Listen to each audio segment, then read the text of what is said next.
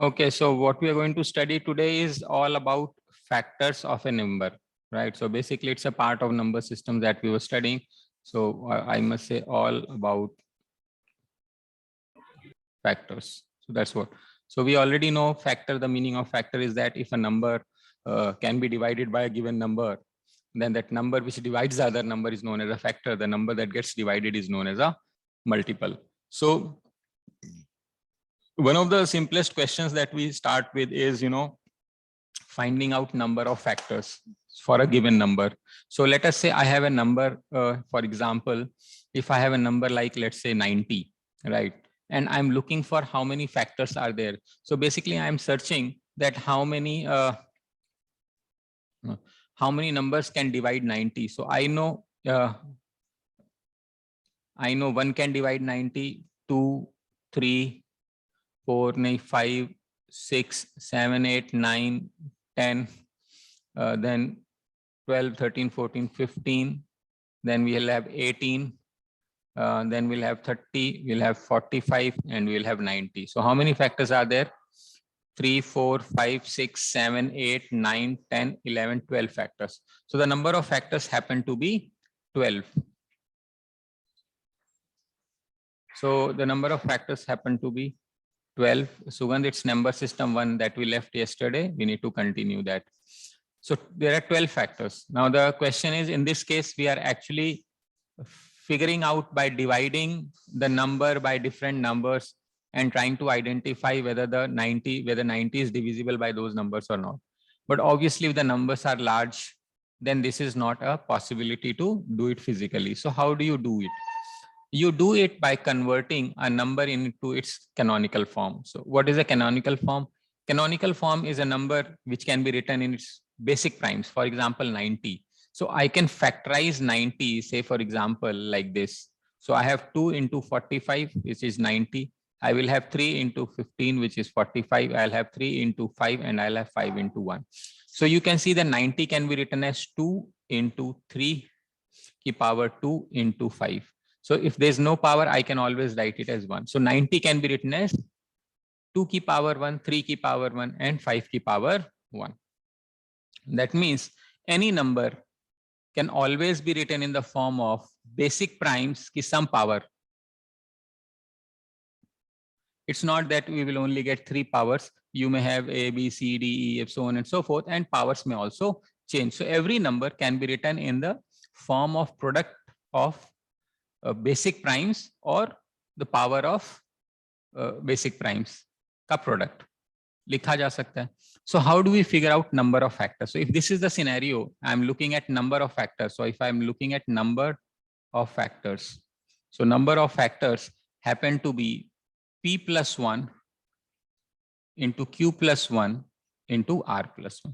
So that is how you find out the number of factors. जैसे कि यहाँ पे अगर हमें नंबर ऑफ फैक्टर्स निकालना है तो इसकी पावर 1 है, 1 प्लस 1 करेंगे, इसको मल्टीप्लाई करेंगे, 2 प्लस 1 करेंगे, एंड यहाँ 1 प्लस 1 करेंगे. बाद में हम समझेंगे कि प्लस 1 हमने क्यों किया है, but just for the time being just go ahead with the flow in terms of understanding the formula that it is power plus 1 and it keeps on multiplying. So you have 2 into 3 into 2. So you end up getting 12. So these are the 12 factors that we have. So the first question that anybody can ask in a given number question is, how many factors are there for a given number? आ रही बात समझ में? कितने factors होते हैं? तो हमारे पास इतने factors हो सकते हैं. No problem. P plus 1, Q plus 1, R plus 1. We will see why this is plus 1 later stages. So these are 12 factors. Let me ask you one question. Let's say I give you a number like 272. So if you have 272, how many factors are there? How do you do this question? Of course, you prime factorize, you divide by 2, 2 3s are 2 1s are 2, 2 3s are 6, 2 6s are 12, 2 6s are 12, 2 8s are 16, 2 goes 34 times, 2 goes 17 times. So you will have 2 ki power 1, 2, 3, 4 into 17 ki power 1. So you will have total number of factors as 4 plus 1 into 1 plus 1, which is 5 to the 10. So you can actually figure out 10 factors. So you see you have 12 factors, you have 10 factors. right? If you choose some other number, once again you'll have some number of factors. Now, is it a mere coincidence that the number of factors are happening to be even? No. So can we ever get odd number of factors? Yes. When the numbers are perfect square, only then we will get odd number of factors. Please understand why this is important. Say, for example, I have a number like, let's say we have a number like, 900 in this case, let's say, so this becomes 9 into 10 ka square. 9 is 2, 10 ka square is 2 ka square into 5 ka square. I can say this is 900. Now, if number of factors need to be found out, I need to take 2 plus 1 into 2 plus 1 into 2 plus 1. What do you get? You get 27, which is odd number of factors because it is a perfect square. You see, if the number is a perfect square, then the power will always be even. The power, perfect square ka matlab power 2 likh sakte hain. So the power will always be even. And when you add a odd number, when you add 1 to even number, it will become odd number. So since the number is a perfect square, whatever basic constituent primes are present, they can be written in the power of in the power of 2, 4, 6, 8. That is when it will be perfect square. So even number plus odd number will always give you an odd number. Since it's a perfect number, every factor will be a even number. Even plus 1 into even plus 1 into even plus 1 into even plus 1. No matter what you do, you only end up getting a odd number. And if the number is not a perfect square, then for sure there will be at least one factor which will have either power 1 or 3 or 5 because it is not a perfect square. So odd plus 1 will always give you a even number, and any entity multiplied by even number is always a even number. And that is the reason why if you find the number of factors for any number, the number of factors will always be even number of factors, except when the number is a odd perfect square number. So when the number is a perfect square number, it will always have odd number of factors in totality. Right. Now there's a question. Let's say there's a question in exam which asks how many 2-digit numbers exist which has 3 factors only. So the question is,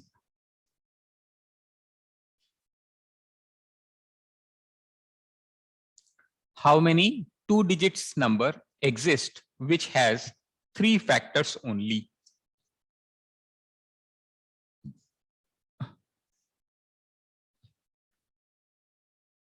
So how do we really think of this question? So we are having what we need to have 2-digit numbers which have 3 factors only. So in the light of what we studied just now, what can be thought about? How do we start and approach this question? Yes, but the first thinking process would go something like this, that since it is 3 factors, it is an odd number of factors. So my answer has to be a perfect square. 4 is a perfect square, but the limitation is I need to have a 2-digit number which is a perfect square. So the smallest 2-digit number which is a perfect square would be 16. The next number which is a perfect square would be 25. Next would be 36. Next would be 49. Next would be 64. And next would be 81. After that, it becomes 100. And lesser than that, it becomes single digit. So my answer has to be either of these, among these values. My answer will be only among these values. But in this case, 6 is not an answer because these numbers will certainly have odd number of factors, but they may not necessarily have 3 factors. For example, if we were to take 16, we know it is 2 ki power 4. So the total number of factors is 4 plus 1, which gives me 5. If you look at 25, which is 5 ka square, which is 2 plus 1, which will give me 3. So I have, this is my answer. If you look at 36, which is 4 9s are 36, that is 2 ka square and 3 ka square. So it gives me 2 plus 1 into 2 plus 1. So number of factors happen to be 9. If you take 79, it is 7 ka square, which is 2 plus 1. The number of factors happen to be 3, which is of course what I need. 64, that is 2 ki power 6 is 64. So I have 6 plus 1. So the number of factors happen to be 7. If you look at 81, which is 3 ki power 4, so total number of factors happen to be 4 plus 1, which is 5. But I am only looking at 3 factors. So I have these 2 answers. Now, please also look that since these numbers are perfect square, the total number of factors always happen to be a odd number of factors that we have talked about. So the 3 factors are only obtained from 25 and 7, 49. What is so special about 25 and 49? These are squares of prime numbers. So these are squares of prime number. Incidentally, if you take square of any prime number, for example, if you take 13 ka square, so the total number of factors will always be 3 because it is a prime number. So one of the factor is 1, right? And one of the factor is, you know, the number itself, that is 13 ka square, because we know from our very definition of prime number, any number which is divisible by 1 and itself is known as a prime number. So 1 and 13, it's a prime number. So 1 and 13 will certainly be its factor, and 13 square. So this is 2 times 13. So 13 cannot be further broken up into any parts. So 1, the number and the square of the number will always be the factors available for any square prime numbers. So if you have any prime number ka square, it will necessarily end up having 3 factors only. A question could be generated, how many, 3-digit numbers exist which have 3 factors only. So essentially what we are searching is we are searching for prime numbers, the square of prime numbers which happen to be 3-digit, which could be, like 11 ka square, 13 ka square, 17 ka square, 19 ka square, then 23 ka square, then 29 ka square, 31 ka square, because they are still in the range of 3-digit. So the moment we reach to something like, 35 or 33 types, it will become more than 3 digits. So we can eliminate, leave the question then and there. So that is what we have in terms of application and understanding of this idea that how many factors does a number have. That's how you handle this question. Yahan tak baat samajh mein aati hai? Okay. The next question happens to be the number of ways of resolving a number into 2 factors. So the next idea is number of ways of resolving a number into 2 factors. मतलब एक number है जिसको हमें 2 factors में बांटना है, जैसे कि 90 था मेरे पास, ठीक है, मुझे 2 फैक्टर्स में बांटना है, तो कौन कौन से फैक्टर्स बनेंगे? वो 90 can be resolved as what? 90 can be resolved as 1 into 90, it can be resolved as 2 into 45, it can be resolved as 3 into 30, right? So then it can be resolved as कहाँ जाओगे अब? 15 6 into 15, then you can resolve as 9 into 10.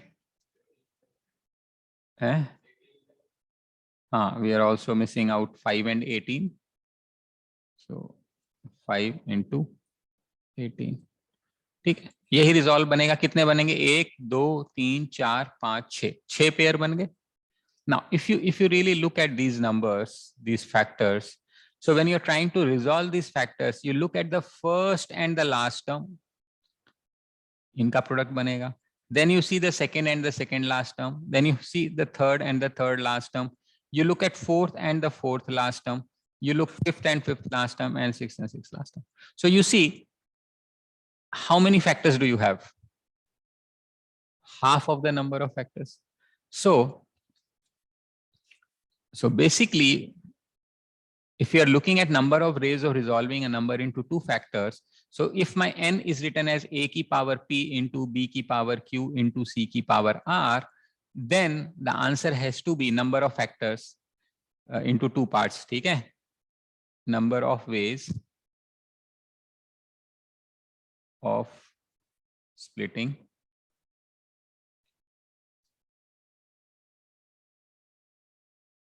the number into 2 parts. So I have half of p plus 1, q plus 1, r plus 1. That is the answer. So not a big deal, because total number of factors पता है, basically हमें उसका half ही करना है.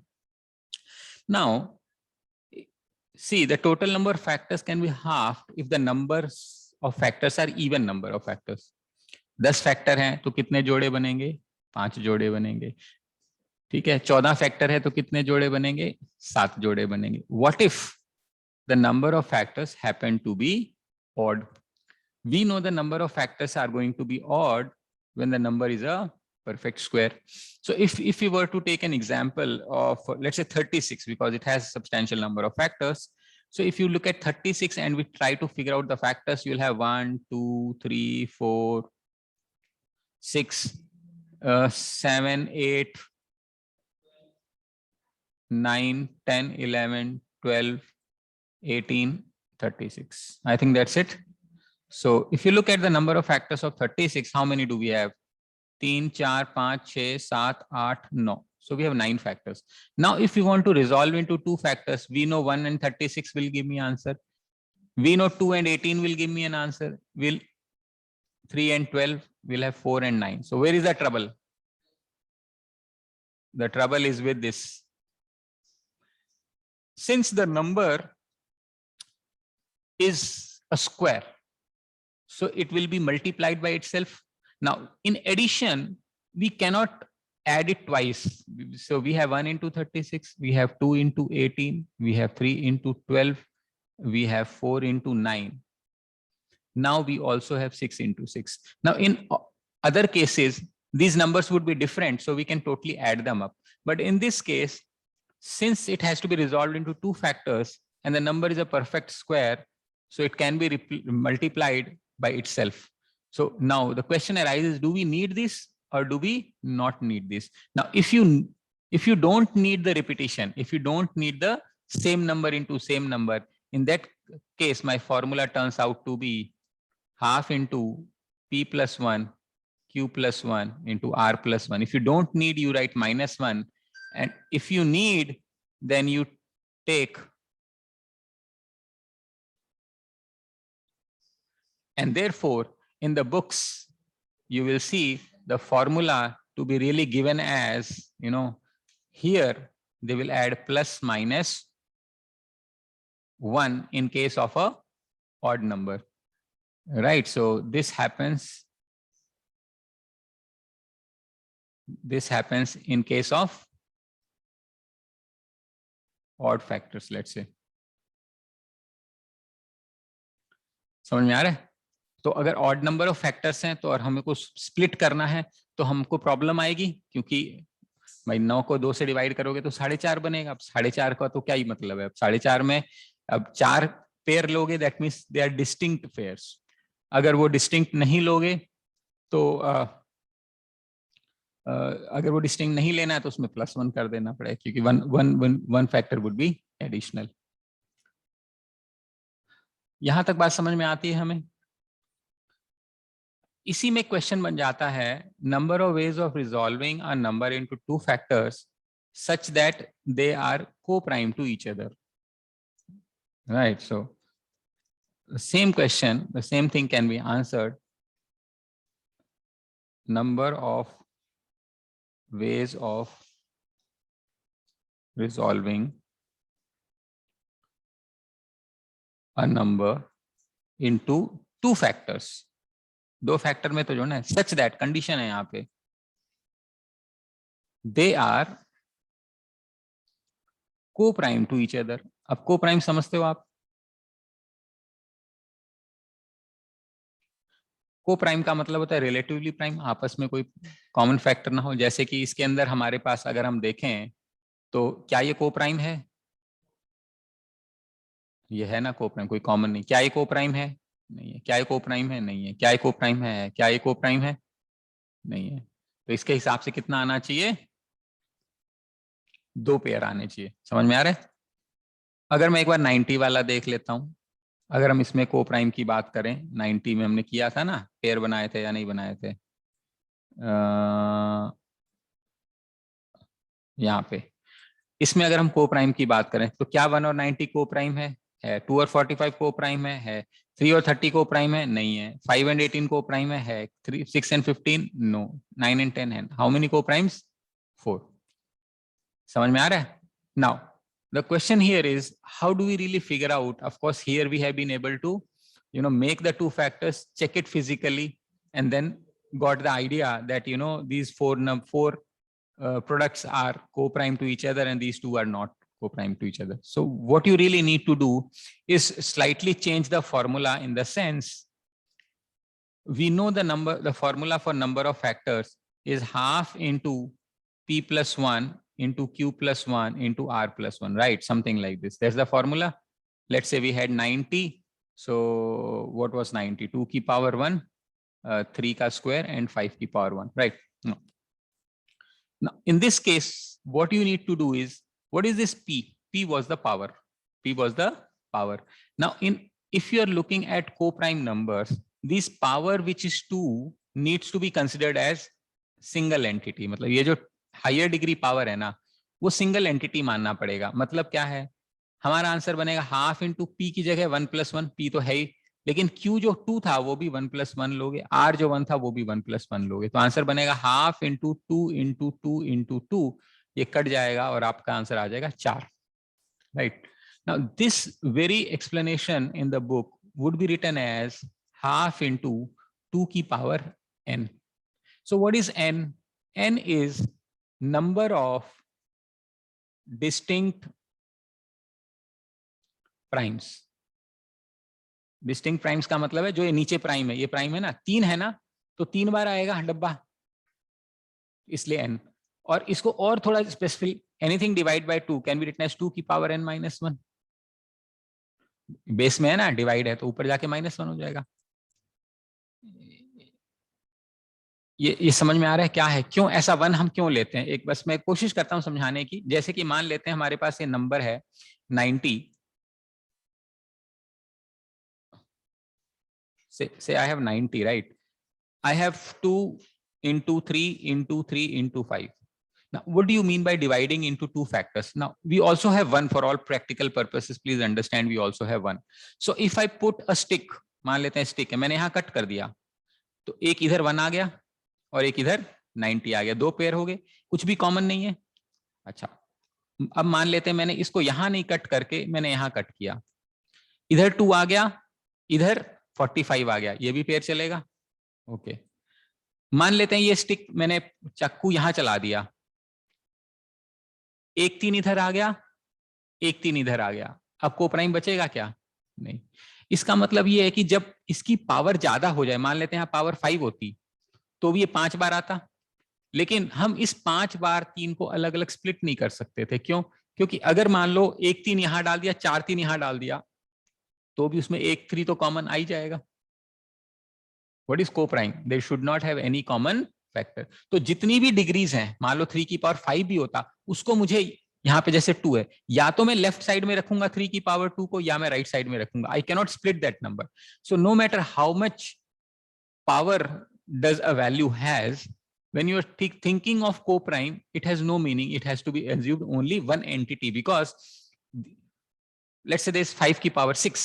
Now, if 5 की power 6 is one side of the 2 parts, then there is nothing common. Or it can be this side also, that is acceptable. But you can't say 5 की power 7, दो 5 square यहाँ लिख दूं, 5 की power 7 यहाँ लिख दूं, then you'll have a 25 common factor.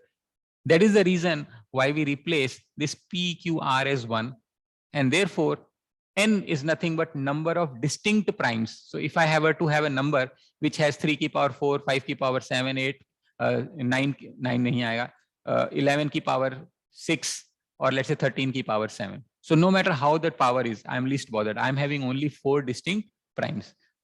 नीचे 3 था, 5 था, 7 था, 11 था मान लेते हैं, ठीक है? तो मेरा क्या हो जाएगा? 2 की पावर 4 - 1, 2 cube 8, यानी I can make 8 pairs. I can split the number into 2 factors in 8 ways such that they will be co-prime to each other. So that is a question that you get in the examination. So you just need to understand why this is 2 की power n - 1 and how do we approach and get to there. यहां तक बात समझ में आती है? ठीक है. हाँ बेटा,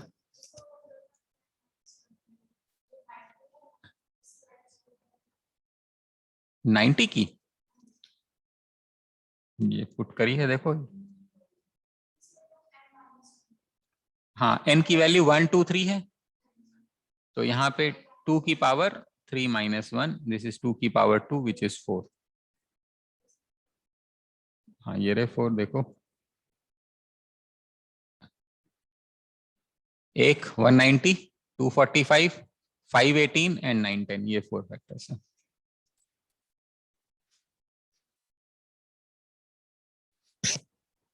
ठीक है, I hope it is making some sense to you guys now. 2 की power n minus 1, that becomes the formula. The next idea that you have is, finding out the product of all the factors. Say for example, we had this value, 90, right? So product of all the factors, हमें क्या चाहिए? Product of all the factors. तो 90 के factors मेरे पास थे 1 2 3 4 5 6 7 8 9 10 11 12 13 14 15 16 17 18 30 45 90। ठीक है, ये मेरे फैक्टर्स थे। All I am asking you is to multiply these values.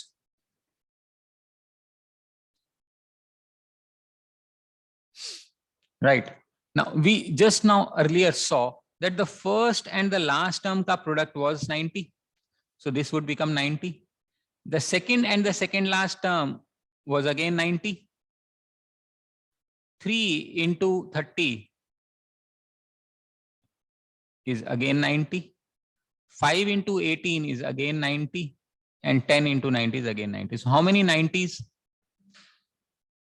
6 90s. How? Number of pairs, 12 factors थे। हर पेयर जो है तो 6 पेयर बने थे, 1 and 90, 2 and 45, ऐसे ऐसे पेयर बने थे। तो कितने? 6 पेयर बने थे। तो इसका मतलब है इसका जो प्रोडक्ट है वो कितना बन जाएगा? 90 की power 6। Now which basically means in the formula n की power d upon 2, where what is d? D is number of factors, क्योंकि 12 फैक्टर हैं तो 6 जोड़े बनेंगे। हाँ अभी आते हैं। Now let's just see. So you understand the answer is d की power 2. Now let us say, as she says, what if the number is odd? Let's say what if the number is 36, for which if you look at the factors, you have 1 into 2 into 3 into 4 into 6 into 7 8 9 into 12 into 18 into 36. Now if you multiply, you have the problem comes, इसमें कोई problem नहीं आएगी, इसमें कोई problem नहीं आएगी, इसमें कोई प्रॉब्लम नहीं आएगी, इसमें कोई प्रॉब्लम नहीं आएगी। तो क्या बनेगा? एक 36 पहला वाला, दूसरा 36 सेकेंड वाला, तीसरा 3 into 12 बनेगा, चौथा 4 into 9 बनेगा, बचा क्या? into 6। यही प्रोडक्ट होगा। ठीक है, अब प्रॉब्लम यहां आ गई। दिस इज नथिंग बट 36 की power 4 into 6, because it is a perfect square. So repetition का पंगा फंस रहा है. But if you apply this formula n की power d by 2, what happens? So n here happens to be 36 and d happens to be 9. So I get 9 by 2. So what do you get? You get 36 की power 4.5.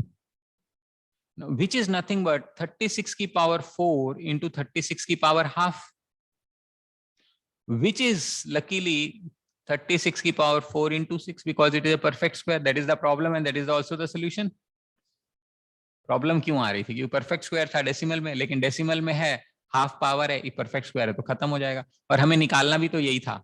इसका मतलब है my formula d की power n by 2 is valid for all kinds of numbers, whether the number is a perfect square number or it is a non-perfect square number. So the formula remains the same. The product is n की power d upon 2, where d happens to be the number of factors of a given number. That's how we really solve it. हाँ बेटा, किया ना? ये तो है। 36 के factors कितने हैं? 9। अब वो मल्टीप्लाई करके मैंने दिखाया आपको, तो 4 बार 36 बनेगा और 1 बार 6 बनेगा, तो आंसर बनेगा 36 की power 4 into 6। So now this is the answer. Actually physically कर लिया. Now if you look at mathematically in terms of formula, so the answer formula is d की power n by 2, n की power d by 2. So n is 9 factors. So 36 की power 4.5. That is the problem, right? But there is no problem, because we can actually solve 36 की power 4.5, because it can be taken as 36 की power 4 into 36 की power half. When the bases are equal, powers can be added. पता है ना? So 4.5 can be written as 4 plus 0.5. 0.5 is nothing but half. So 36 की power 4 तो anyway solve करना ही पड़ेगा. 36 की power half is nothing but under root of 36 और nothing but 6 का square. वैल्यू कट जाएगी, आंसर 6 आ जाएगा. ठीक है, समझ में आ रहा है? So that is how you find out the product of factors. ठीक. इसके बाद इसमें एक फॉर्मूला आता है sum of factors. ठीक है, हमें इन्हीं फैक्टर्स का क्या निकालना है? सम निकालना है. इसका सम कैसे निकालेंगे? Of course there is a formula for finding out the sum, but क्या हुआ? But just trying to help you in terms of memorizing that formula, you really need to understand how do you really get that formula. You see, basically what we are looking at is we are having a number like 90, for which we are having factors like 1, 2, 3, 5, 6, 9, 10. Just let me know in case I miss out. 15, 18, 30, 45 and 90. So I'm searching for some of these values. But how are these factors generated? Now these factors are generated by a combination of its prime factors. What does it mean? It means 90 fundamentally is 2, 3 की power 2 and 5 की power. This is what we have. That means if I don't take 2, that is taking 1. There's 1 also, right? There's nothing, so I say 1. 1 is nothing but 2 की power 0. Either I choose 1 or I choose 2 की power 1. In this case, I may want to choose either this or this or this. And in 5, I may choose this or I may choose this. So what I'm saying is 90 is made up of these parts. It is made up of 2s, 3s and 5s. So to make a factor, to make a part, I can choose, one brick, or I may choose 2 different bricks, or I may choose 3 different bricks. So what I'm saying is, if I want to make factors, I may choose 2 की power 0 into 3 की power 0 into 5 की power 0. That would make it 1. From here, I may choose 2 की power 0. Here I may choose 3 की power 0. I may choose, this will make it factor as 5. समझ में आ रहा है? एक यहाँ से, एक यहाँ से. एक उठाना तो पड़ेगा ना टुकड़ा बनाने के लिए. हो सकता है यहाँ से फिर मैंने 2 की पावर 0 उठा लिया, यहाँ से मैंने 3 की पावर 1 उठा लिया, यहाँ से मैंने 5 की पावर 0 उठा लिया. एक और फैक्टर बन गया 3. यहाँ से मैंने 2 की पावर 0 उठा लिया, यहाँ मैंने 3 की पावर 1 उठा लिया, यहाँ मैंने 5 की पावर 1 उठा लिया. मेरा फैक्टर बन गया 15. समझ में आ रहा है? ऐसे ही एक नंबर यहाँ से उठाना है, एक यहाँ से उठाना है और एक यहाँ से उठाना है. उनके जो कॉम्बिनेशन करेंगे वो सारे फैक्टर्स बनेंगे. अब 2 को कितने तरीके से पिक किया जा सकता है? 2 तरीके से. एक ये 2 ways. 2 can be lifted in how many ways? 2 ways. In how many ways 3 can be chosen? 3 ways. In how many ways 5 can be chosen? 2 ways. यही बात है. तीनों काम करने तो प्रोडक्ट होगा. ये मैं एफपीसी में सिखाऊंगा, fundamental principles of counting. Whenever you have to perform more than one activity simultaneously, you multiply. इस केस में मुझे तीनों काम करने, 2 भी उठाना है and 3 भी उठाना है and 5 भी उठाना है. तीनों काम करने. अब ध्यान से देखो, अगर यहाँ पावर 3 होती तो मैं क्या लेता? फॉर्मूले में याद है, p+1 q+1 r+1 कर रहे थे. समझ में आ रहा है? p q r क्या था? पावर +1 क्यों कर रहे थे? पता है? ये 0 के लिए. जैसे 3 की पावर 2 है तो 3 को हम 2 तरीके से उठा सकते हैं, या तो 3 की पावर 1 या 3 की पावर 2. लेकिन एक और तरीका है, ना उठाएं तो. That is as good as saying picking up 3 की पावर 0. एंड देयरफॉर दिस 1 जो एक्स्ट्रा है ना, ये जो 1 1 नजर आ रहा है, वो यहाँ इसके लिए नजर आ रहा है. मैंने कहा ना p+1 हम देखेंगे तो कहां से नजर आ रहा है? What is this 1? Because you में if I were to have 5 की पावर 3 फॉर एग्जांपल, तो मैं क्या करता, या तो 5 की पावर 0 या 5 की पावर 1 या 5 की पावर 2 या 5 की पावर 3, कितने तरीके से उठा सकता था, 4 तरीके से। तो power 3 plus 1, so this plus 1 comes from here. Now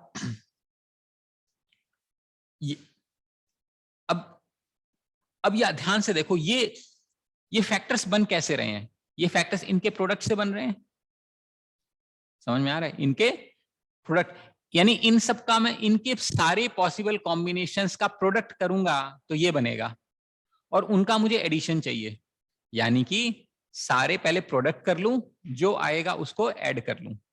क्या मैं ऐसा नहीं कर सकता कि इनको ऐड कर लूं और फिर इनका प्रोडक्ट कर दूं? मेरा मतलब है, मान लेते हैं जैसे ए बी मान लेते हैं, ये ए है, ये बी है, ये मान लेते हैं सी है, ये डी है, मान लेते हैं। अगर मल्टीप्लाई करूंगा तो कैसे करूंगा, ए इंटू सी सारी पॉसिबल, फिर plus A into D plus B into C plus B into D. ये करने से सारे प्रोडक्ट यानी सारे फैक्टर्स का सम मेरा ये आंसर होना चाहिए। मैं कह रहा हूं ऐसे ना करके पहले मैं इनको ऐड कर लूं, मैं कर लूं ए प्लस बी और फिर इसको ऐड कर लूं सी प्लस डी और फिर मल्टीप्लाई कर दूं। पहले मैंने क्या किया, मल्टीप्लाई करके ऐड किया।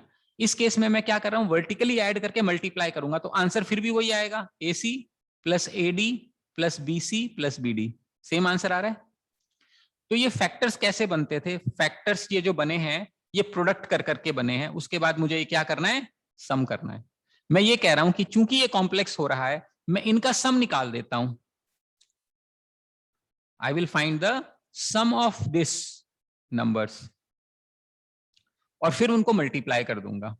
आ रही बात समझ में? Now if you look carefully, 2 की पावर 0, 2 की पावर 1 या 3 की पावर 0, 3 की पावर 10, 3 की power 2, this is in the form of geometric progression. What is GP?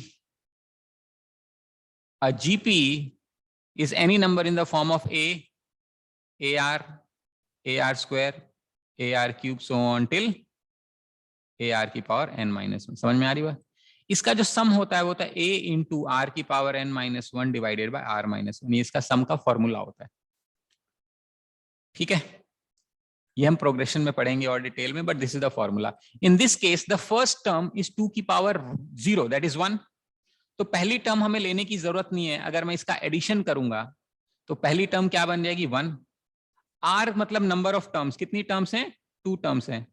Are common ratio होता है इस केस में, common ratio 2 terms -1 divided bye 2 -1।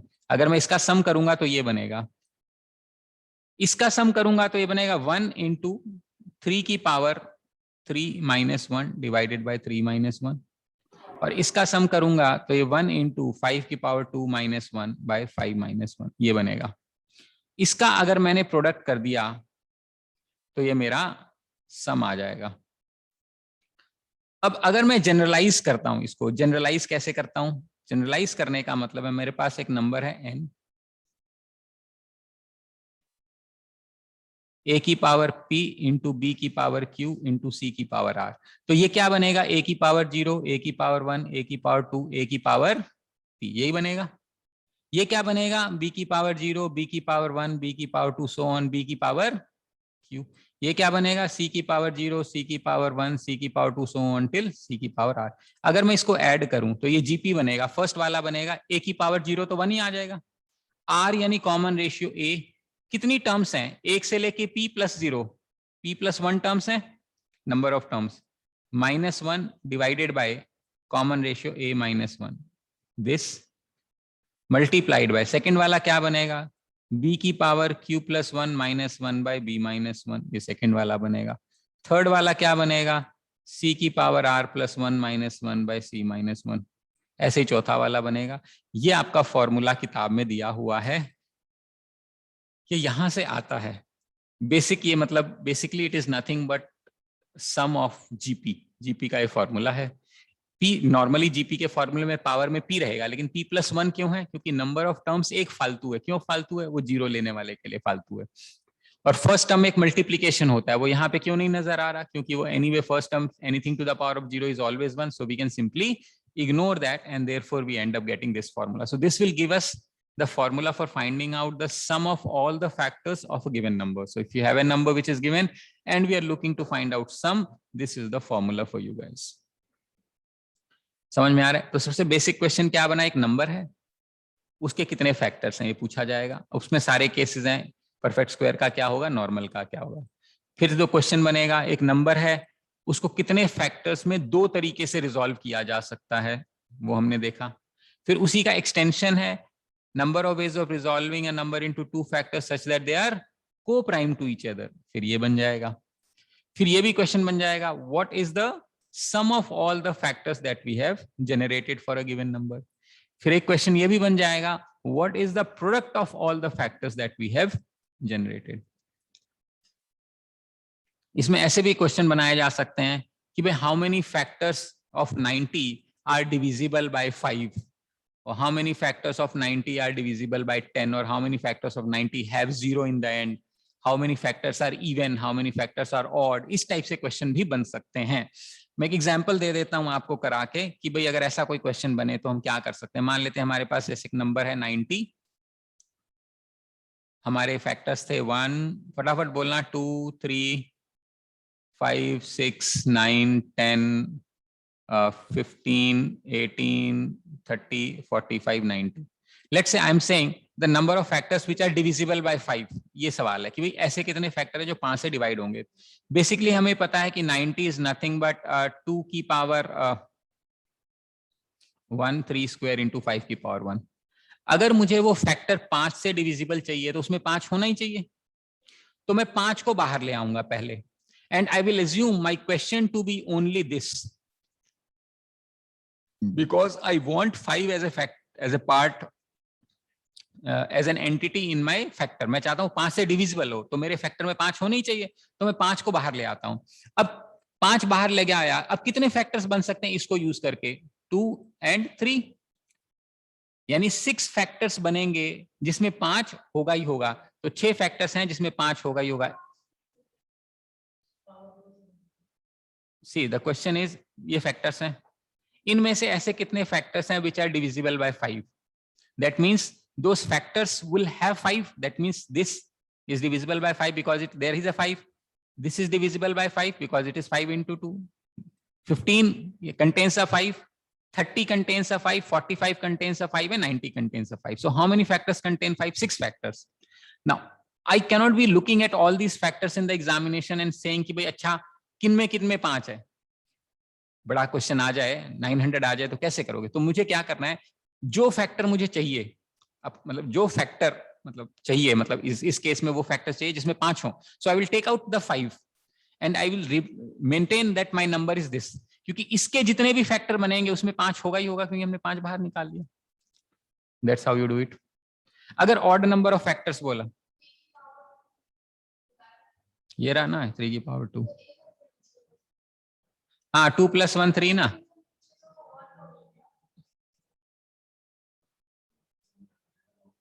One plus one क्या इसी, अरे कोई नहीं, थोड़े 10 मिनट में कर लेते हैं। So there are 6 factors.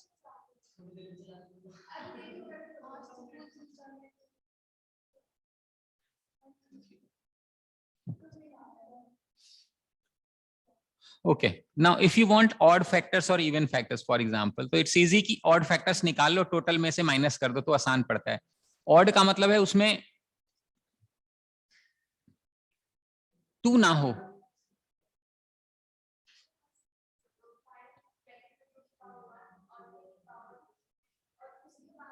Number of factors कितने बनेंगे इसके। अब मुझे मान लो इवन फैक्टर्स चाहिए, तो मेरे को 2 चाहिए ही होगा, तो मैंने 2 बाहर निकाल लिया। अब मेरा नंबर बन गया 3 स्क्वायर इंटू 5 की पावर 1। इसके कितने फैक्टर्स बनेंगे, 2 + 1 इंटू 1 + 1, कितने बनेंगे, 6 फैक्टर्स बनेंगे। So there are 6 factors which are even, that you can check here, 1, 2, 3, 4, 5, 6. So there are 6 factors which are even. Let's say you say how many factors have 0 in the end. That means we are looking at 10. So basically हाँ, I can take 5 and 2 बाहर लेना पड़ेगा, मेरी मजबूरी है। अंदर क्या बनेगा? 3 की power 2। So number of factors कितने बनेंगे? 2 + 1 3। So there are 3 factors which will definitely contain 10। So you may want to check those 3 factors happen to be this 10, 30 and 90. So this is how questions can be generated.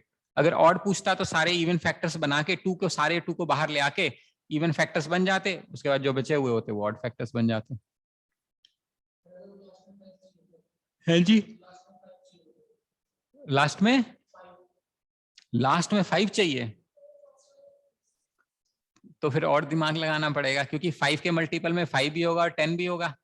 तो पहले ये निकाल लो कि how many factors have 5 in them, and then find out how many factors have zeros in them, and then find out the difference. Because जो 5 का factor होगा उसमें 10 इंक्लूडेड है, तो हमें 10 वाले केसेस को एलिमिनेट करना है। तो अब जैसे 5 फैक्टर्स थे 6 केसेस में, नहीं सीधा नहीं कर पाओगे। कैसे सीधा? मतलब 2 को हटा दिया,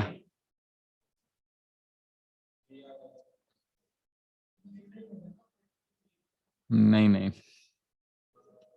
जो 5 तुमने निकाला या 2 तुमने निकाला, वो जो फैक्टर्स बनाओगे उसमें मल्टीप्लाई होगा ना। जो 5 तुमने बाहर निकाला है और 6 फैक्टर्स बनाए हैं, उन 6 फैक्टर्स में 5 का मल्टीपल है ही है।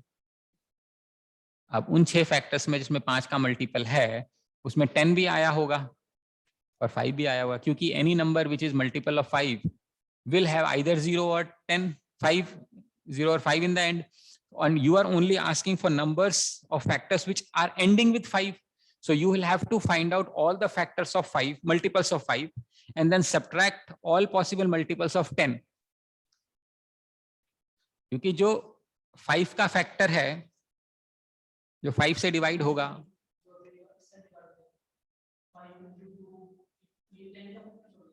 हाँ ये 10 के फैक्टर्स, 3 फैक्टर्स हो गए, तो 3 फैक्टर्स हो गए 10 के और 6 फैक्टर हो गए 5 के, तो 6 में से 3 माइनस कर दो तो 3 आ जाएंगे, जिसमें 5 एंड हो रहा है सिर्फ। वो आंसर है आपका।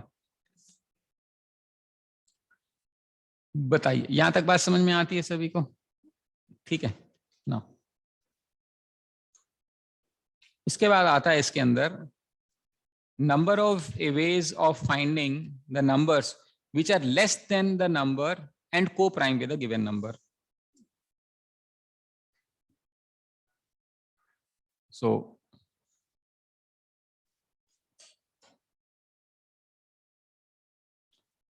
how many numbers are there which are less than 90 and co-prime with 90? Let us say this is the question.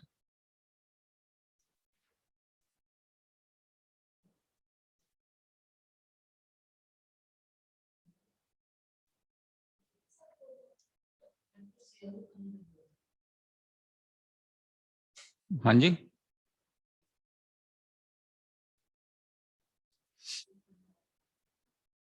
मतलब 90 से छोटे और 90 के साथ को प्राइम, यानी 90 के साथ कोई कॉमन फैक्टर ना हो। एग्जाम्पल के तौर पे मान लेते हैं 1 को प्राइम है 90 के साथ, 2 नहीं हो सकता, 3 नहीं हो सकता, 4 नहीं हो सकता, 5 नहीं हो सकता, 6 नहीं हो सकता, 7 को प्राइम है। को प्राइम का मतलब होता है 90 के फैक्टर्स और जो नंबर हमने लिया उसमें कोई फैक्टर नहीं।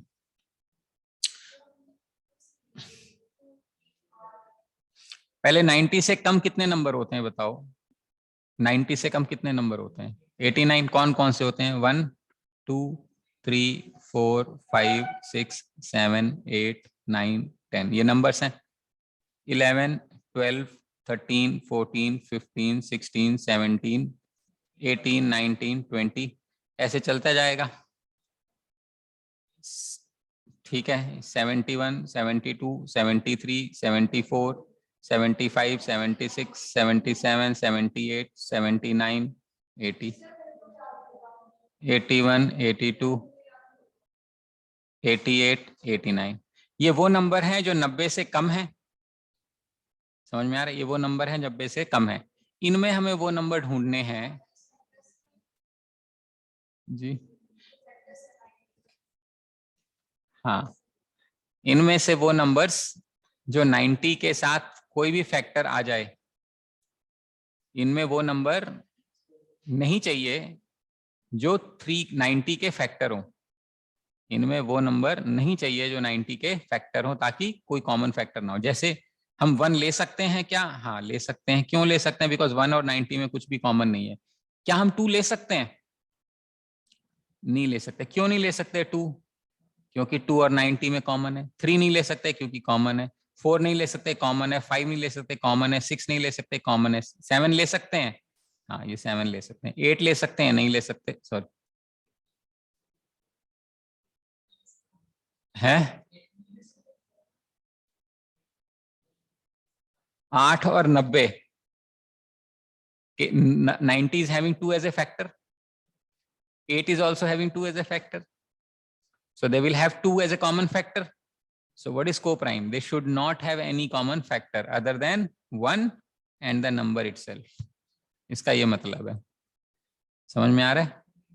तो इसी तरीके से हम 8 भी नहीं ले सकते, 9 भी नहीं ले सकते, 10 भी नहीं। 11 ले सकते हैं क्या? हाँ ले सकते। 12 ले सकते हैं क्या? नहीं। 13 ले सकते हैं क्या? हाँ ले सकते हैं। 14 ले सकते हैं क्या?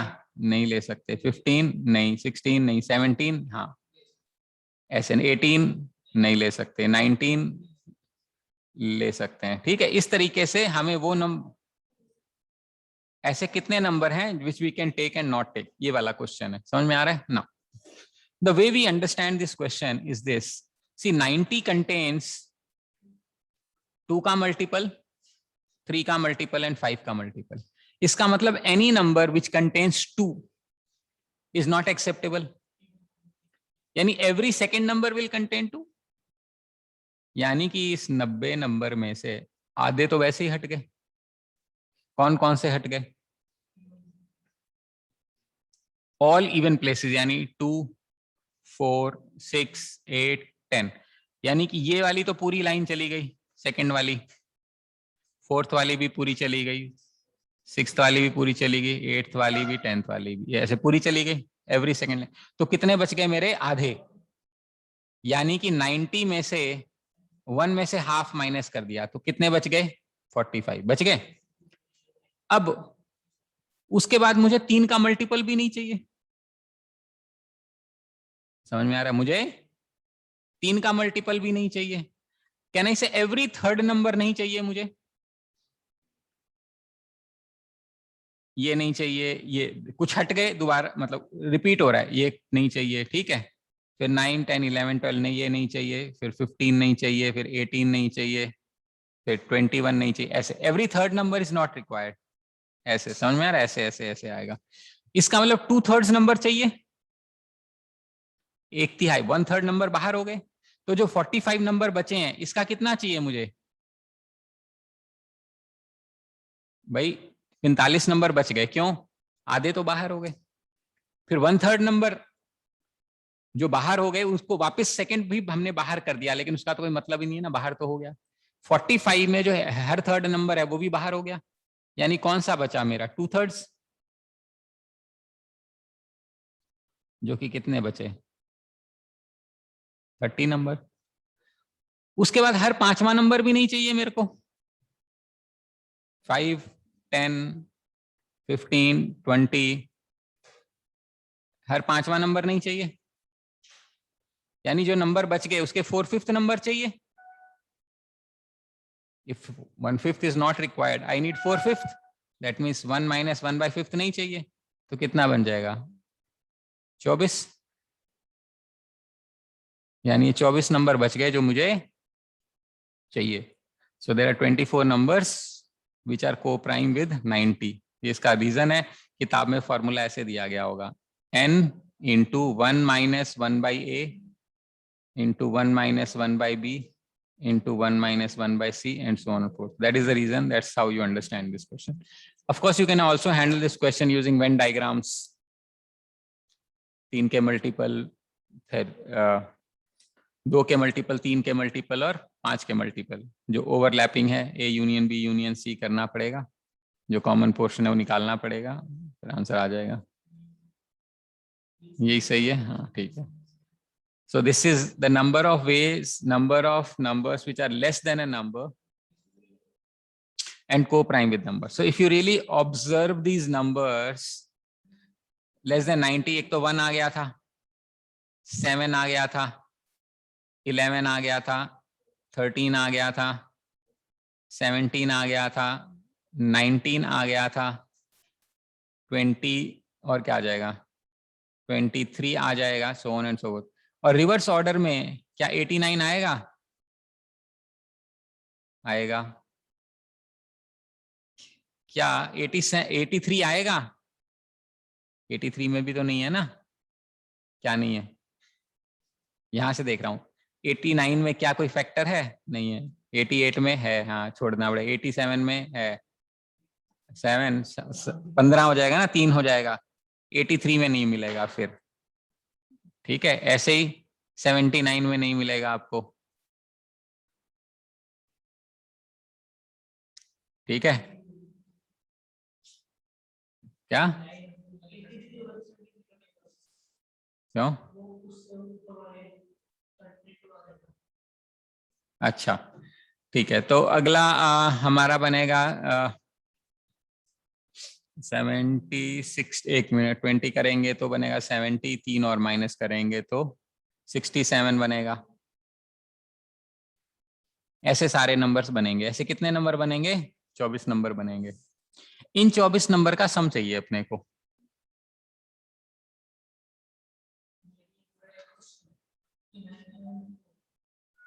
समझ में आ रहा है? इनका क्या चाहिए मुझे? ध्यान से देखो, इनका सम 90 बन रहा है।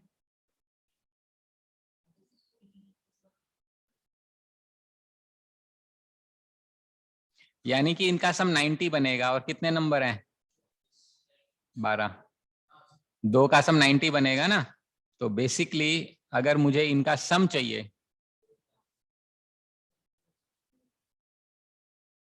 सम ऑफ दीज नंबर्स, तो n इंटू इसका एक पर्टिकुलर नाम है, इसको फाई n बोलते हैं बेसिकली। ऐसा n/2, यानी इसका एवरेज कर लो भाई। इन दोनों का सम 90 है तो एक का सम 45 मान लो, और जितनी टर्म्स है उसको फाई n बोला जाता है। ये इसका फॉर्मूला है सम का। कहने का मतलब ये है, जितनी वैल्यू आ गई मल्टीप्लाइड बाय n/2 कर दोगे तो आपका आंसर आ जाएगा। इस केस में जैसे इनका सब 90 है तो 12 पेयर बन रहा है, या फिर आप ये भी कह सकते थे 24 टर्म्स हैं, हर एक को भाई 2 टर्म मिला के 90 बन रहा है, तो एवरी टर्म इज बिकमिंग 45। बात तो बराबर ही है ना, 12 इंटू 90 या 24 इंटू 90 बटा 2। बस लिखने का तरीका ये है, that's all.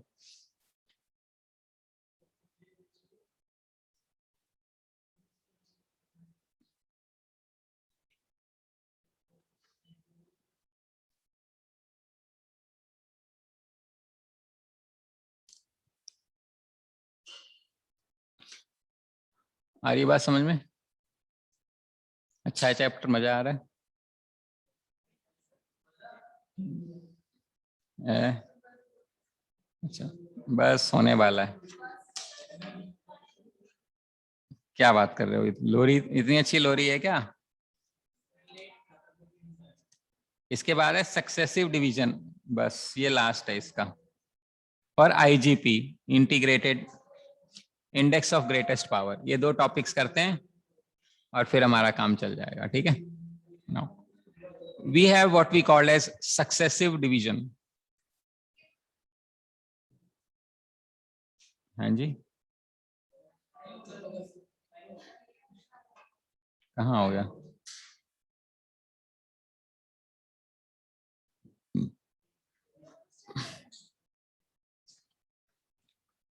So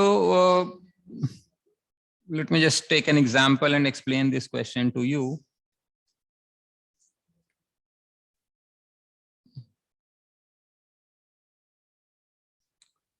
A number when divided by 6 and 4 successively leaves the remainder 5 and 2 respectively. Find the remainder when the largest such 2-digit number is divided by 9.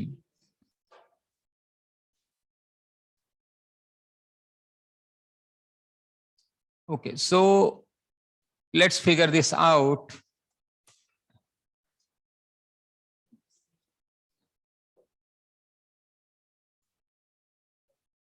ये क्या कह रहा है? Just understand this question. It says there's a number which is divided by 6 and 4. यानी कि पहले एक number है, उसको हमने 6 से डिवाइड किया, तो कुछ कोशेंट आएगा K1 और कुछ रिमाइंडर आएगा, यहाँ पे बोल रहा है 5. अब इसको सक्सेसिवली डिवाइड किया, इसका ये मतलब है कि जो कोशेंट आया ना उसको डिवाइड किया है, नॉट द नंबर मतलब. तो इसके बाद हमने K1 को फिर से डिवाइड किया, किससे डिवाइड किया? 4 से. और कुछ क्वेश्चन आया K2 और उस केस में रिमाइंडर क्या बना? 2. अब हमें निकालना है ऐसा लार्जेस्ट 2 डिजिट का नंबर है, जब उसको 9 से डिवाइड करेंगे तो रिमाइंडर क्या आएगा. तो पहले n निकालना है अपने को. क्वेश्चन समझ में आ रहा है क्या क्या? There is a number n, you divide by 6, you get some question and you get a remainder of 5. उसके बाद जो मेरा क्वेश्चन है मैंने उसको फिर से डिवाइड किया, किससे? 4 से. फिर कुछ क्वेश्चन आया और रिमाइंडर कितना आया? 2. अब कह रहा है कि ऐसा n बताइए जो इस सारी कंडीशन को सेटिस्फाई करे और वो 2 डिजिट का सबसे बड़ा नंबर हो, और उसको जब हम 9 से डिवाइड करेंगे तो रिमाइंडर क्या आएगा. So let's understand how do we figure out the value of n. See what is n? n can be written as 6k1 plus 5. चलेगा. Dividend is equal to divisor into quotient plus remainder. But what is K1? K1 can be written as 6k2 plus 2. लिखा जा सकता है.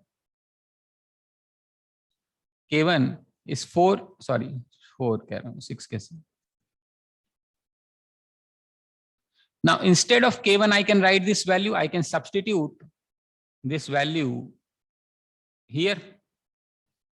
So what do I get n? I get n as 6 times 4k2 plus 2 multiplied by 5. So this gives me 24k2 plus 12 plus 5. So this gives me 24k2 plus 17. So my n is of the format 24k2 plus 17.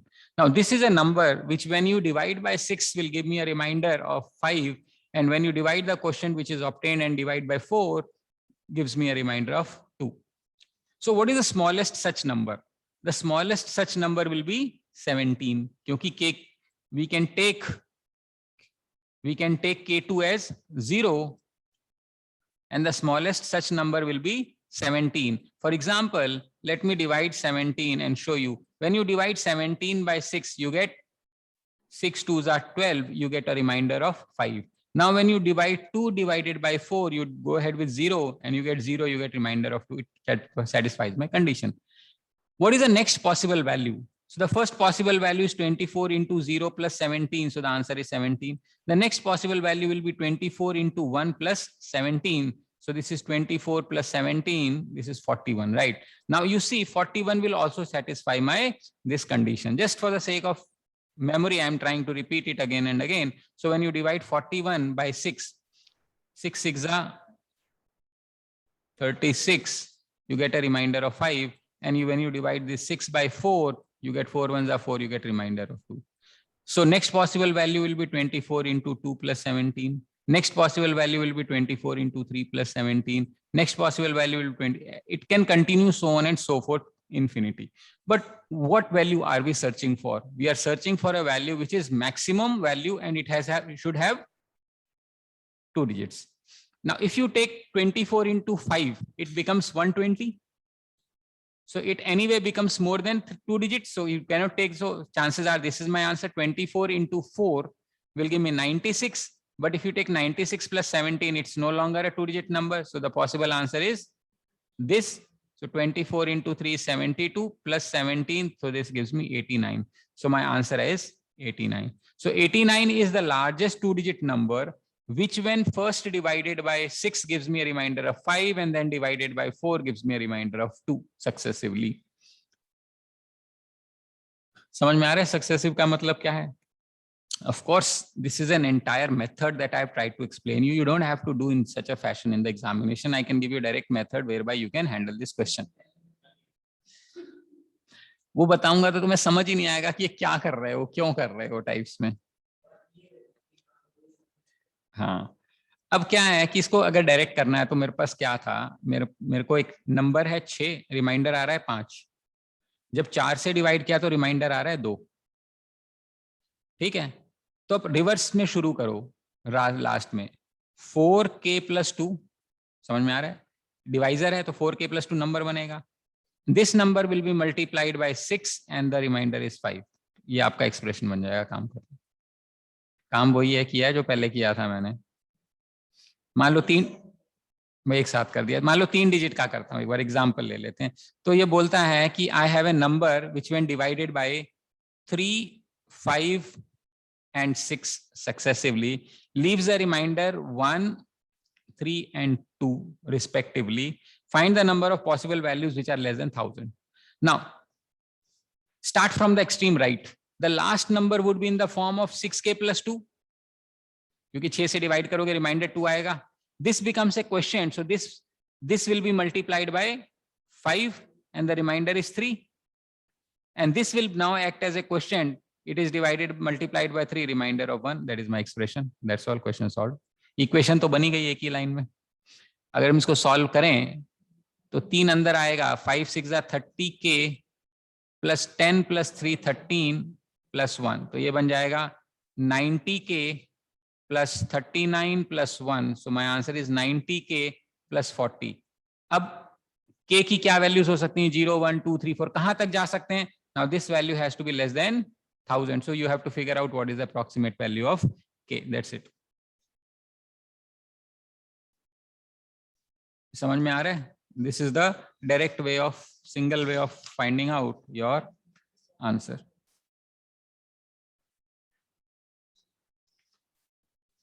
बोलिए, clear है? यहां तक बात समझ में आती है?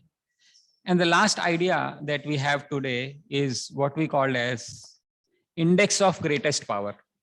Of course, we are also going to touch this once again when we study functions, but then it's given in this topic, in this chapter, and therefore we will do.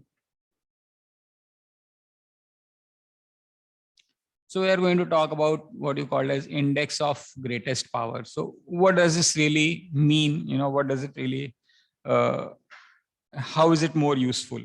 So normally, you understand factorial function? So what is a factorial function, let's say? So let's say you are having something like 10 factorial. So basically 10 factorial means 10 into 9 into 8 into 7 into 6 into 5 into 4 into 3 into 2 into 1, right? That's the basic meaning of 10 factorial. Now, a question could be asked to us, what is the highest power of 2 which can divide 10 factorial? 2 की maximum क्या power हो जो कि इसको divide करे? अगर मैं बोलूं 10 फैक्टोरियल 2 से डिवाइड होगा तो होगा, बिकॉज 10 फैक्टोरियल को अगर हम 2 से डिवाइड करेंगे तो 2 2 कैंसिल हो जाएगा। क्या 4 से होगा? होगा। 8 से होगा। तो ये बताइए, what is the highest power of 2 which can divide 10 factorial? That is the question. So in another words, the question here is how many 2's exist in this product? इसमें कितने दुकियां अवेलेबल हैं? जितनी दुकियां होंगी उतनी 2 से डिवाइड हो जाएगा। That is the simple principle. So how many 2's are available? Let's just solve this. Let's say this is 2 into 5. How many 3's? Let's say 3 into 3. Why I'm doing, I'll tell you. This is 2 cube 8. 7, 6 can be written as 2 into 3. I can write 5 as 1. 4 I can take 2 square. 3 nothing. 2 का 2, 1 का 1. Right? How many 2's are there? एक 2 यहाँ पे हो गया, 3 यहाँ हो गया, 4, एक यहाँ होगा 5, 2 7 और एक 8. So I can have 2 की power 8. How many 3's are available? Okay, let's look at it. 1, 2, 3, 4. 4. How many 5's are available? Let's say 1 and 1, 2. How many 7's are available? 1. How many? Will anything be available? No. What does it imply? It implies that any factorial function can actually be written as a product of primes with their powers. That is canonical form. क्योंकि Ultimately 10 factorial क्या है? Some number, some product of natural numbers. Now natural number is nothing but either it is a prime or a composite number, and composite number is nothing but it is a composition of prime numbers. So if you break those numbers, fundamentally it will become multiples of primes. So those primes which are repeated again and again can be written in terms of power. That's all we are doing, nothing much. Now if if this is given to us, say for example, and I were to ask you what is the highest power of 2 which can divide this number, so what should be my answer? 8. 7 होगा तो भी हो जाएगा, 6 होगा, 9 होता तो होएगा क्या? नहीं. So the highest power of 2 which can divide this number is 8. What is the highest power of 3 which can divide this number? 4. What is the highest power of 5 which can divide this number? What is the highest power of 7 which can divide this number? है 1. एक ही साथ है, समझ में आ रहा है? So for prime numbers we can directly figure out. Now if I were to ask you this question, what is the highest power of 15 which can divide this number? What would you do? 15 is made up of 5 and 3. How many 5s are there? 2. And how many 3s are there? 4. How many 15s can be made? Only 2, because 15 को बनाने के लिए एक तिक्की और एक पंजी चाहिए. एक तिक्की और एक पंजी चाहिए. कमी किसकी पड़ रही है? पंजी की. तो जितनी पंजियां उतनी 15 बनेंगे. दूसरा ऑब्जर्वेशन ये है कि जैसे जैसे हम नंबर्स को लिखते हैं, the smallest prime number occurs in maximum frequency. As on we go on proceeding forward, as the prime number keeps on increasing, the frequency keeps on decreasing, the availability keeps on decreasing. आप देखो यहाँ पे 2 सबसे ज्यादा है, 3 उससे कम है, 5 उससे कम है, 7 उससे कम है. समझ में आ रहा है बात? तो अगर आपको कॉम्पोजिट नंबर की पावर पूछी जाए तो आपको क्या देखना है? उनमें से कौन सा बड़ा प्राइम है और उसकी क्या अवेलेबिलिटी है, तो आपका आंसर आ जाएगा. समझ में आ रही बात? ओके, मान लेते हैं मैंने यहां पे क्वेश्चन पूछ लिया, व्हाट इज द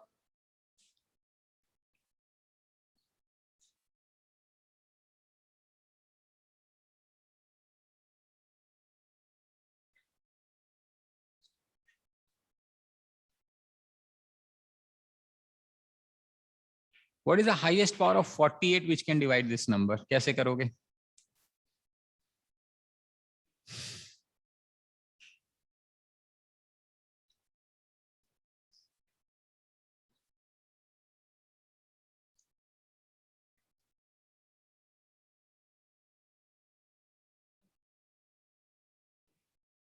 (48) कैसे बनता है? 16 into 3.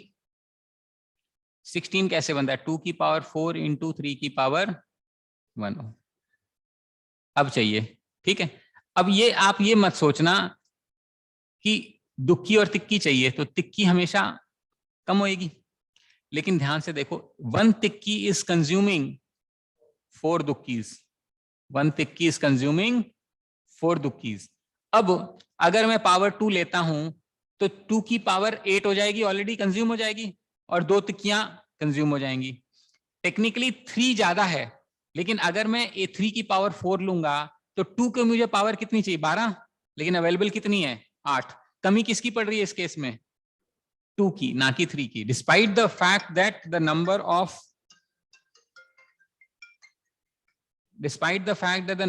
threes are less than number of 2s. However, to make 48, the number of 2s will ultimately be less in number, and therefore don't have this fixed in your mind कि जो power बड़ी होगी, जो fact मतलब prime बड़ा होगा, उसी को हमें देखना है. ऐसा नहीं है, आपको ध्यान से देखना है प्रोडक्ट क्या बनेगा. ठीक है.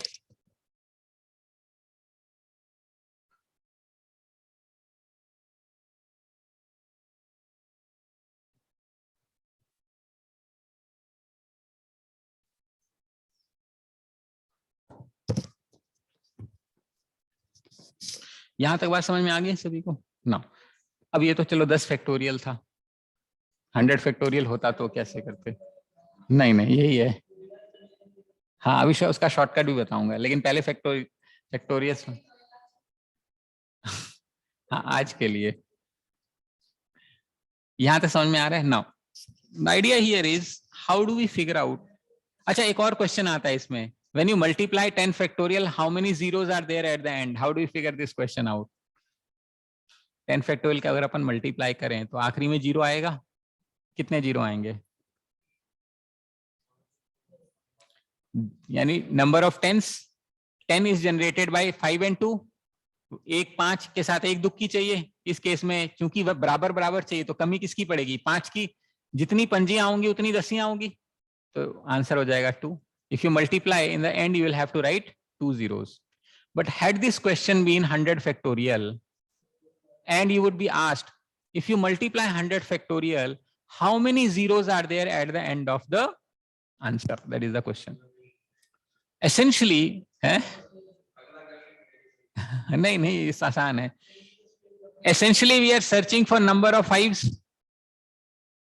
See, number of zeros means number of tens. Number of tens means 1 2 must combine with 1 5. किसकी फ्रीक्वेंसी कम होगी? 5 की. तो जितनी पंजियां अवेलेबल हैं, यानी कि in another words, if the question asked you is what is the highest power of 5 which can divide 100 factorial? This is the same question. It's an indirect question of saying what is the highest power of 5 which can divide 100 factorial? Because the highest power of 5 would imply similar number of formation of tens, because the number of twos will far exceed than the number of fives which are available in 100 factorial. So in a sense, we are looking at number of fives. So how do we find out how many fives are there in 100 factorial? For that, there is a function called greatest integer function. There is a function called greatest integer function. है क्या कर दूं? अच्छा, temperature increase कर दो.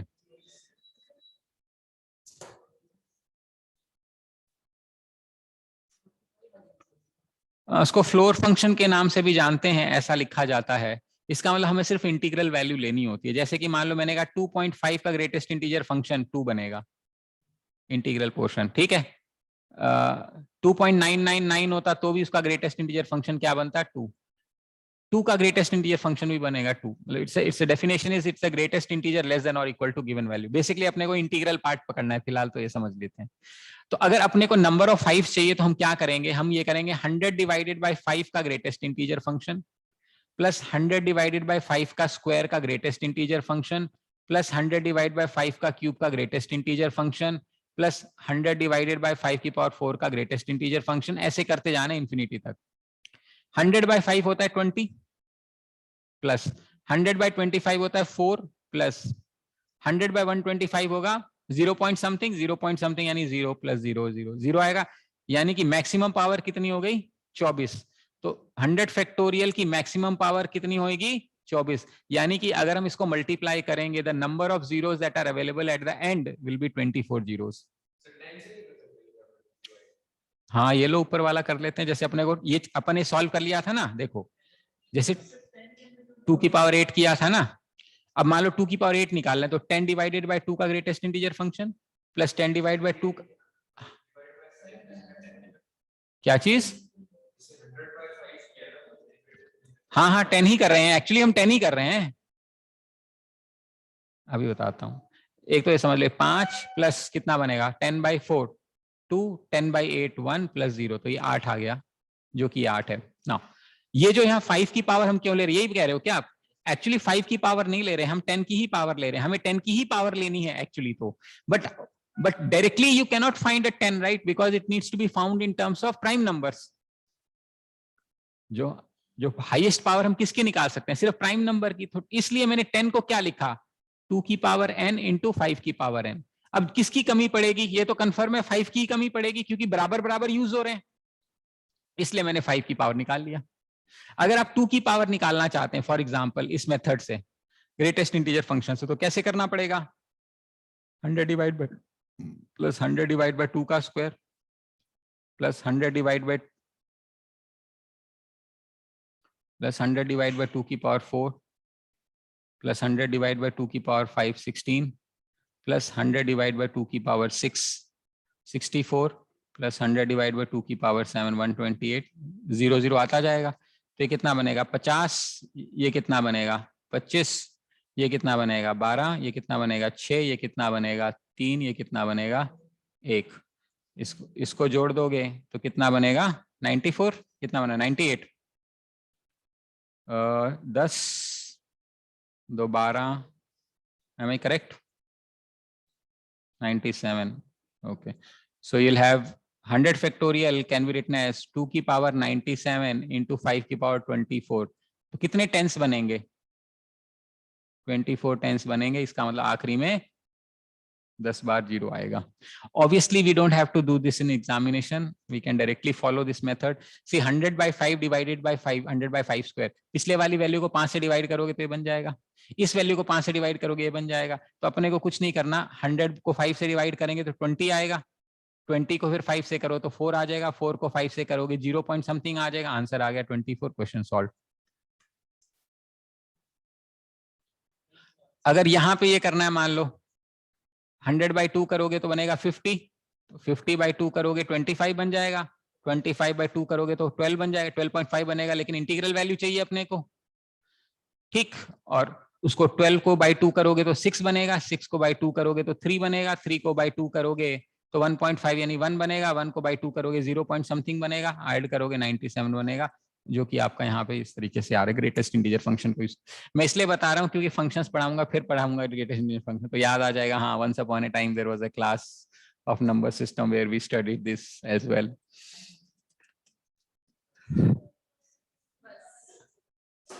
Okay, so did you understand? This takes care of your first chapter. This takes a completion of your first chapter as far as number systems is concerned. हाँ जी, online कोई है या? ओके, हाँ दीक्षांत।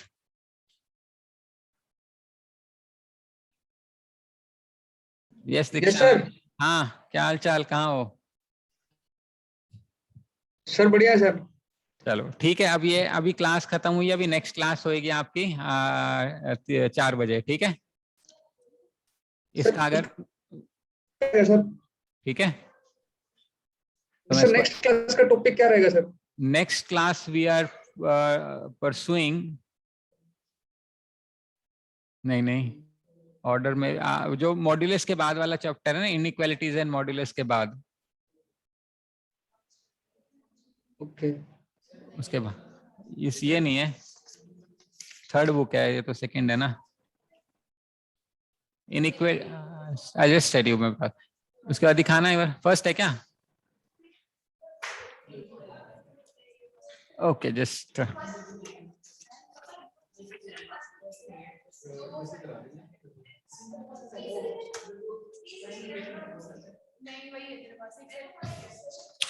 वो देख लेना, बुक में जो थर्ड वाला है ना वही है, मैं भेज दूंगा तुम्हें, ठीक है? थोड़ी देर में देख के बताता हूँ। सर सर्कुलर ट्रैक्स का बैकअप होगा क्या सर?